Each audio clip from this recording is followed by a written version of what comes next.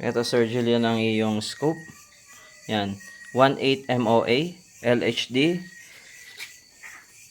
6-24 by 50 first focal plane locking system. So yan siya sir. Check na lang natin yung ilaw niya. Ito Sir Julian ang ilaw niya. Umiilaw siya.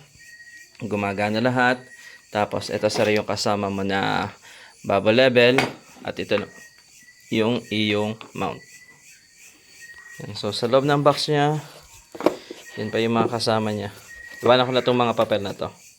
So yan sir ang kanyang box. Meron siyang kasama pang sunshade. Ano pa bang kasama nito? Yan lang sir, sunshade, pampihit dito sa ibabaw. Tapos yung iba pang mga normal na nakikita natin. Sir yung iyong LHD 6-24 by 50 kasama yung kanyang multi-fit mount, bubble level, yung kanyang pang-adjust dito sa locking system, basic information. Ayan, sara na natin.